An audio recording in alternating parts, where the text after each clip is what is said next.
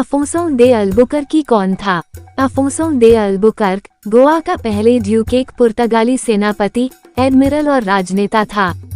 उसने 1509 से 1515 तक पुर्तगाली भारत में राज्यपाल के रूप में अपनी सेवाएं दी थीं, जिसके दौरान उसने हिंद महासागर में पुर्तगाली प्रभाव को बढ़ाया और एक उग्र और कुशल सैन्य कमांडर के रूप में अपनी प्रतिष्ठा बनाई।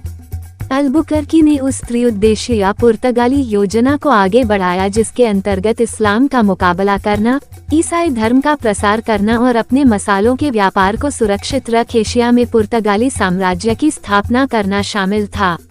अपनी उपलब्धियों के बीच अल्बुकर्की गोवा को जीतने में कामयाब रहा और पुनर्जागरण काल का वो पहला यूरोपीय था जिसने फारस की खाड़ी पर धावा बोला और लाल सागर में किसी यूरोपीय बेड़े की पहली यात्रा का नेतृत्व किया।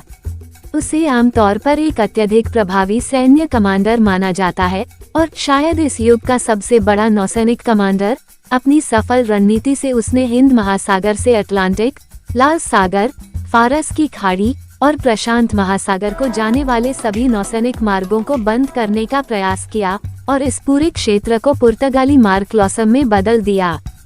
1506 में उसे अरब और फारसी समुद्र के बेड़े का प्रमुख नियुक्त किया गया। वो ऐसे कई संघर्षों में सीधे तौर पर शामिल था जो हिंद महासागर, फारस की खाड़ी और भारत के तटों पर क्षेत्र में व्यापार मार्गों के नियंत्रण के लिए हुए थे। इन प्रारंभिक अभियानों में उसकी सैन्य प्रतिभा ने पुर्तगाल को इतिहास का पहला वैश्विक साम्राज्य बनने में सक्षम बनाया।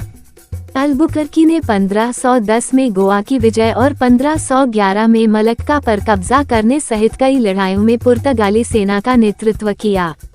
अपने जीवन के अंतिम 5 वर्षों के दौरान वो प्रशासक बन गया, जहां पुर्तगाली भारत के दूसरे गवर्नर के रूप में उसके द्वारा किए गए काम पुर्तगाली साम्राज्य की लंबी उम्र के लिए महत्वपूर्ण थे।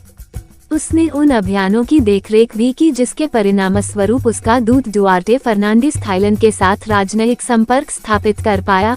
म्यांमार में पेगू के साथ अंतोनियो दे अबेरो और फ्रांसिस्को सेराओ के नेतृत्व में एक समुद्री यात्रा के द्वारा तिमोर और मोलुकास के साथ और राफेल पेरेस्ट्रेलो के माध्यम से चीन के मिंग साम्राज्य के साथ यूरोपीय व्यापार के लिए समझौता किया।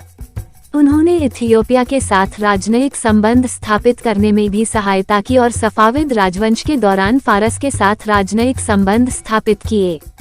उसके पूरे करियर के दौरान उसे भयानक, सागरों का शेर, महान, पूर्व का सीजर और पुर्तगाल का मंगल जैसे विशेषण प्राप्त हुए।